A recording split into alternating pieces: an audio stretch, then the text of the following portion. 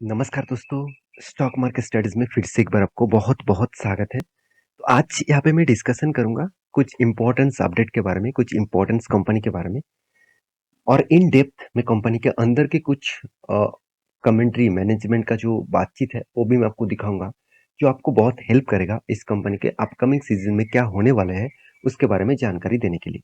तो वीडियो को लास्ट तक देखिएगा और अभी तक आपने चैनल को सब्सक्राइब नहीं किया तो ज़रूर कर लीजिएगा, क्योंकि आपको इस चैनल के माध्यम से बहुत सारा इन डेप्थ एनालिसिस वीडियो मिलेगा।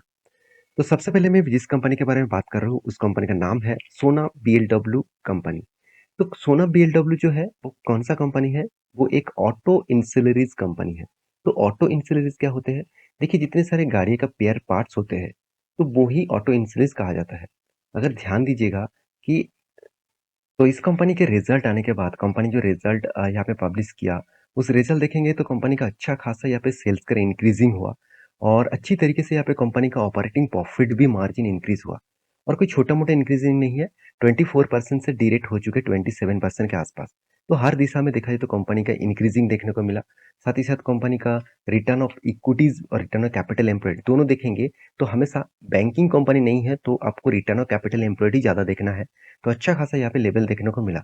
साथ ही साथ और एक पॉइंट्स मैं आपके साथ ज़रूर यहाँ पे शेयर करूँगा, वो है कंपनी का कर्जा। देखिए, कंपनी ने ऐसे नहीं कि बहुत बड़ा कर्जा ले लिया, कंपनी के पास उतना कर्जा नहीं है, छोटा-मोटा कर्जा है। उल्टा कंपनी के पास रिज़र्व अच्छा खासा इंक्रीज़ किया, 1400 करोड़ से 1700 करोड़ तक पहुँच चुके हैं। तो कंपनी का फिक्स एसेट का जो जो परफॉर्मेंस है, उसके बारे में बात करूँ तो 1300 करोड़ से कंपनी इस बार 1600 करोड़ तक पहुँच चुके हैं। इसका मतलब हाई ग्रोथ है कंपनी का अपकमिंग सीज़न में। और कंपनी के देखिए वर्किंग कैपिटल जो प्रोसेस है, वो भी देखा जाए तो 147 करोड़ से इस बार 69 करोड़ तक दिखा रहा है। इसका मतलब यहाँ पे हाई ग्रोथ और पोटेंशियल देखने को मिल रहा है कंपनी में। तो यहाँ पे कंपनी के ऊपर कौन-सा बातचीत किया गया है, वो मैं आपको दिखा देता हूँ। देखिए, कंपनी के ऊपर जो अपडेट आया, वो अपडेट कंपनी के लिए थोड़ा-सा नेगेटिव पॉइंट्स है। वो नेगेटिव पॉइंट्स क्या है, मैं आपको बता देता हूँ। देखिए, कंपनी एलॉय स्टील प्राइसेस यहाँ पे देख सकते हैं, स्टील रिमेनिंग जो मतलब देखिए कंपनी ऑटो इंश्योरेंस के ऊपर काम करते हैं, तो इसका स्टील तो खरीदना ही पड़ेगा। तो स्टील रिमेनिंग आप देखेंगे, तो company gross margin contribute to be at 55% against 60 earlier. मतलब कंपनी कंट्रीब्यूट करते हैं 70% टू 55%, बट सोना कॉम्स has been improve the EBITDA margin जो lead by the improving operating leverage and better product mixing. तो company बता रहा है कि जो EBITDA मार्जिन है वो ग्रोथ इसीलिए नहीं हो रहा है क्योंकि कंपनी का जो ग्रॉस मार्जिन है उसके ऊपर थोड़ा सा यहाँ पे प्रेशर देखने को मिला है, क्योंकि 60% से कंपनी का मार्जिन जो है वो 50% तक आ चुके हैं। साथ ही साथ और भी देखिए तो कंपनी इज यहाँ पे देखिए targeting to the maintain profitability around the current level 27% के आसपास। तो कंपनी का जो करंट लेवल है उससे कंपनी ग्रोथ तो करना चाहते हैं, तो उतना ज्यादा ग्रोथ अभी नहीं हो पाया है। साथ ही साथ कंपनी ये भी बताया capex is likely to be the at rupees 10 billion से 11 बिलियन तक, और वो भी फाइनेंशियल ईयर 2024 से 2026 तक। तो ये जो टाइम पीरियड है, इस टाइम पीरियड के अंदर कंपनी खुद का कैपेक्स बढ़ाने वाला है। तो और वो भी लाइकली, ऐसे नहीं कि बहुत बड़ा कैपेक्स बढ़ाने वाला है, थोड़ा सा कंपनी कैपेक्स बढ़ाने वाला है खुद का ग्रोथ कराने के लिए। और कंपनी दूसरी दूसरी बात बता दूं, कंपनी पीएलआई जो स्कीम है उस स्कीम के अंदर चल रहा है। तो कंपनी यहाँ पे देख सकते हैं with the clarity yet on the PLM payment we are removing the 1.5 billion annually we are assuming under the scheme between 2024 2028। इसका मतलब एक अच्छी बात भी है, कंपनी जो स्कीम है उसके अंदर अभी भी है, क्योंकि company time to time PLI scheme का जो इंटरेस्ट है उसको अच्छा खासा टाइम टू टाइम यहाँ पे कंपनी मिटा रहा है।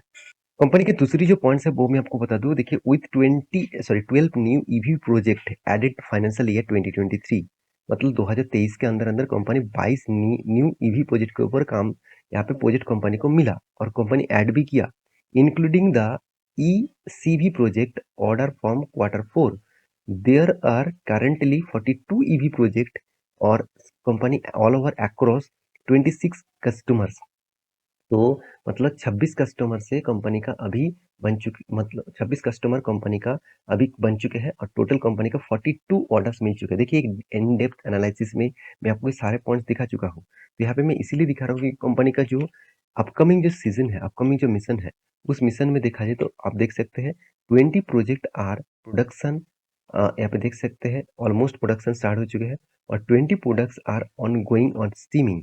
तो इसका मतलब अभी 20 प्रोडक्ट्स अभी भी मतलब प्रोजेक्ट अभी भी बाकी है। तो EVS now contribute 77% order book oath $215 billion, और वो भी कब? फाइनेंशियल ईयर 2022 में, जो देखा जाए तो accounting for the 28% revenue contribute कर चुके क्वार्टरली फाइनेंशियल ईयर 2023 में, क्वार्टर 4 के अंदर अंदर। और कंपनी यही बता रहा है कि beyond EV order for the PV segment, सोना एडेड इट्स ईसीवी एक्सपोर्ट ऑर्डर, और वो भी किसका? कितना? 5 बिलियन का। इसका मतलब ईवी सेगमेंट में सिर्फ नहीं, कंपनी ईसीवी सेगमेंट के ऊपर भी काम कर रहा है और वो भी एक्सपोर्ट भी कर रहा है। तो कंपनी के कुछ पॉइंट पॉजिटिव है, कुछ पॉइंट्स नेगेटिव भी है, वीकनेस भी है। तो उस बेसिस में कंपनी का अपकमिंग सीजन थोड़ा सा वोलेटिलिटी दिखेगा। देखिए कंपनी का जो इन्वेस्टर है वो किस तरीके से ग्रोथ हुआ, उसको देखकर ही आपको पता चलेगा कि कंपनी का अपकमिंग सीजन किस तरीके से होगा। देखिए हम लोग गलती कहाँ पे करते हैं, देखिए ध्यान दीजिएगा इस चीज को। एफआईएस अभी तक इतना माल नहीं खरीद के रखे थे, कंटिन्यूसली माल बेचा, कंटिन्यूसली माल बेचा। और कंपनी क्या किया मार्च क्वार्टर में, देखिए एफआईएस सिर्फ नहीं, डीआईएस ने भी माल उठाया। तो ये दोनों कौन है? ये दोनों इंस्टीट्यूशन है, और इंस्टीट्यूशन के अंदर ही इस देखा जाए तो बड़े बड़े प्लेयर्स छुपे होते हैं जो मार्केट को ऊपर लेके जाते हैं, और उसको जब प्रॉफिट मिल जाता है वो माल भारी भरकम माल बेचते हैं और शेयर नीचे आ जाता है। तो इस कंपनी का जो चार्ट पैटर्न बना वो मुझे बेस्ट चार्ट पैटर्न देखने को मिला। ध्यान दीजिएगा इस चार्ट पैटर्न को। कंटिन्यूअसली देखिए सेल ऑफ हुआ, और सेल ऑफ होने के बाद कंपनी का जो टोटल सेल ऑफ हुआ, हायर लेवल से मैं डाउन लेवल तक देखूं तो अराउंड अराउंड 50% के आसपास शेयर को क्रैश देखने को मिला है। 50% से भी ज्यादा शेयर क्रैश हो चुके हैं। और कंपनी इस फिगर में, कंपनी देखिए एक रेंज क्रिएट किया, और रेंज क्रिएट करने के बाद ऊपर साइड में गया। तो ऊपर साइड में क्यों गया? क्योंकि यही जो रेंज था स्ट्रॉन्ग एक कंपनी के ऊपर सपोर्ट रेंज था, जिसको ब्रेक करने के बाद इस लेवल तक आया। वही लेवल तक कंपनी लेके गए, और मुझे लगता है यहाँ पे इस लेवल से थोड़ा सा वॉल्यूम अगर यहाँ पे क्रिएट करे तो इस लेवल को अगर ब्रेक करे तो फिर से जो हायर लेवल है इसका, उस लेवल तक वो जाने के लिए तैयार हो जाएगा, क्योंकि पहले से ही इंस्टीट्यूशन शेयर खरीदारी कर चुके हैं। तो इसके ऊपर तो वो ऊपर लेके जाएंगे ही। तो इसीलिए आप एज ए स्विंग ट्रेडर्स के हिसाब से भी आप इस कंपनी के ऊपर फोकस रख सकते हैं। और लॉन्ग टर्म इन्वेस्टर इस कंपनी के ऊपर जरूर फोकस रखिए, कंपनी के ऊपर ऑब्वियसली स्ट्रेंथ बहुत ज्यादा है। तो सेकेंड जो कंपनी उसके बारे में बात करूंगा जिसका नाम है अशोक लेलैंड। तो अशोक लेलैंड के बारे में बात करूं तो कंपनी इसके जो स्ट्रेंथ है वो लगातार लगातार अच्छी तरीके से देखने को मिल रहा है। कंपनी देखिए कंटिन्यूसली खुद का ग्रोथ जो है वो बढ़ाते जा रहा है। क्वार्टरली अगर डेटा दिखा दूं तो कंपनी अच्छा खासा सेल्स को इंक्रीज किया। फर्स्ट टाइम कंपनी 13,000 करोड़ तक कंपनी सेल्स को इंक्रीज किया। उसके हिसाब से कंपनी अच्छा खासा प्रॉफिट भी मेंटेन किया, जो पिछले सालों में 1100 करोड़ के आसपास था, इस बार 1900 करोड़ के आसपास कंपनी का टोटल प्रॉफिट मार्जिन देखने को मिला। अगर मैं कंपनी का ओपीएम के बारे में बात करूं तो परसेंटेज वाइज 12% से 15% तक देखने को मिला है कंपनी का। और नेट प्रॉफिट के बारे में बात करूं तो नेट प्रॉफिट में भी अच्छा खासा इंक्रीजिंग देखने को मिला। 150 करोड़ से 800 करोड़ तो कंपनी लेके गया है। तो अभी जो कंपनी का फिलहाल जो परफॉर्मेंस हुआ वो अच्छा खासा तो देखने को मिला। उल्टा कंपनी के ऊपर एक मतलब वीकनेस भी है, वो क्या है?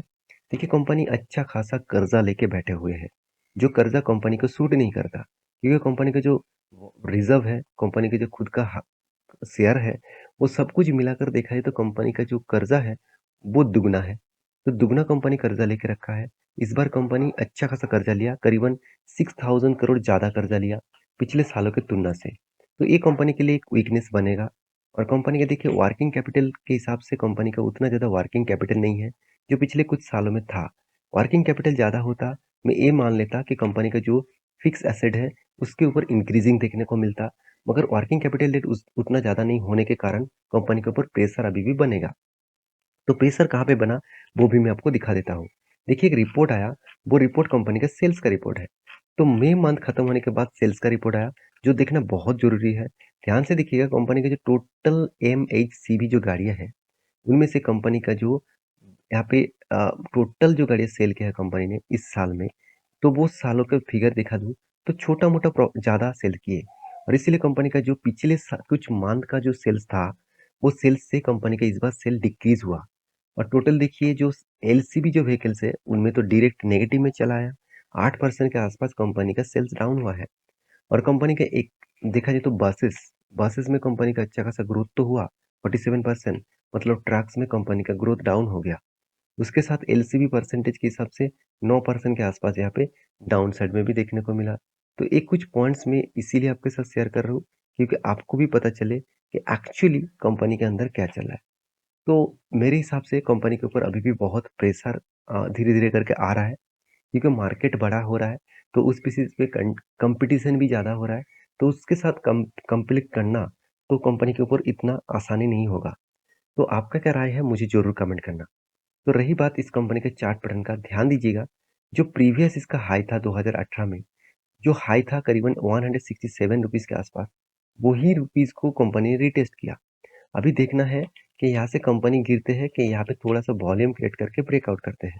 अगर कुछ टाइम वॉल्यूम क्रिएट करके ब्रेकआउट करे तो बड़ा रैली आपको देखने को मिलेगा।